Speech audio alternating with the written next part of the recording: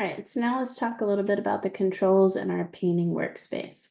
So my default is I always want to make sure my workspace is in painting.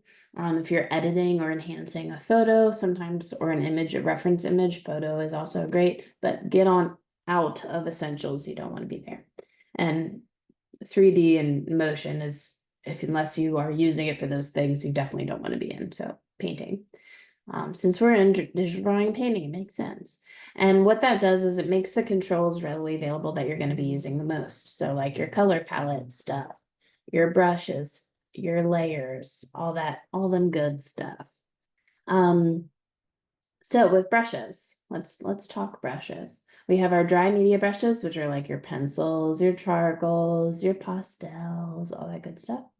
General brushes, which are kind of like digital brushes, for a lack of better word. Like they're not trying to replicate a pencil, but they're like more an effect, like soft, hard, round, pressure size that it like tapers off, opacity, whatever those are. So think of general as kind of your general tablet brushes.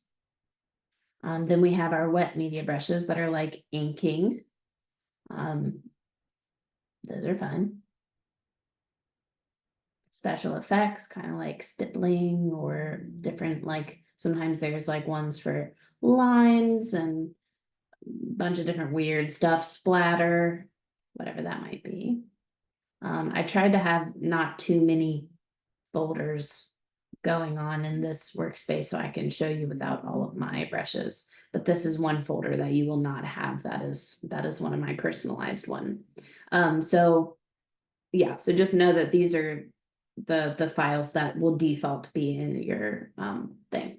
So let's say you don't want to look through all of these folders all the times to find your 3 favorite brushes. What you would want to do is click on this little folder thing here and call it fave brushes or like BFFs or whatever you want to call it. Okay. And then that creates a folder called fave brushes. And then one of my favorite brushes that has the absolute worst name ever, Pastel Palooza, is great. I personally really love it. So I'm going to take it on down here. There we go. Keep going, keep going. And I'm going to plop that on in my fave brushes. So I just kind of drag and dropped it on in there. Now you can also, like, if you have your brush to a particular size and that's the size you always use it as, you can also click the little plus. You can rename it like favorite pencil or whatever you want to, and then say include the tool settings, capture the brush size, include the color you're using.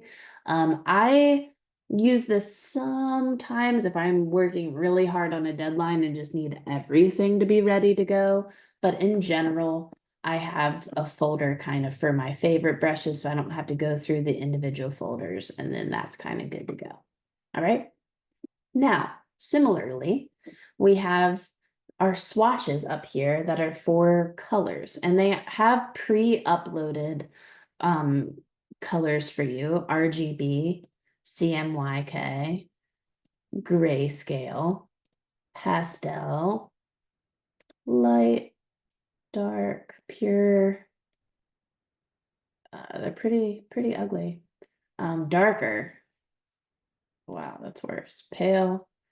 I literally hardly ever use the ones that are pre-uploaded, but it can be a good place to start. So if you know you want a blue, you can go to that. But what I wanted to talk about is if you are somebody that has your own colors that you want to do, create your own folder and call it, surreal collage or whatever the project name is. So I'll call this one example, so I don't get it confused with my other projects.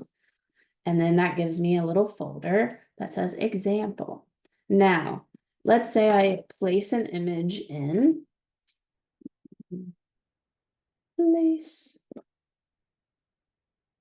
And I will bring in the beautiful painting by Emma Black of her surreal collage, because we're going to be talking about that anyways.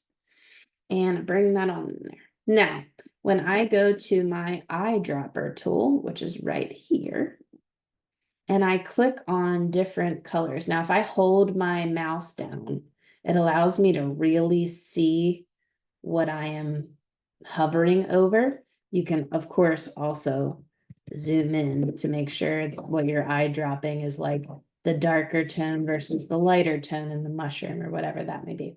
Anyways, let's say I want to save some of the color palette that I'm using. So I'm going to swatch this green one and it picks it up and it shows you that you chose it. It is the chosen one. Now I'm going to go to my example folder, make sure that one is highlighted, and then I hit plus.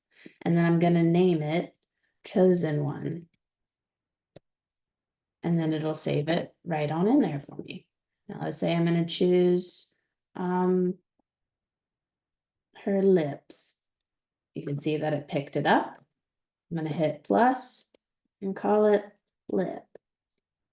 And then it saves it. So that's how you can customize and save your color palettes that you're using for different projects. You can swatch your own work, obviously. You can swatch color palettes you found on Pinterest, paintings that you like. If you're just trying to figure out like, what is this weird violet color? I love it. I need to keep it forever. Use your eyedropper tool to find all those shades, and then you can save it according to project, which is super fun. And then if you don't like that anymore, you can throw it away by dragging and dropping it to the trash bin. Okay, so that is a quick and dirty guide to your brushes and swatches.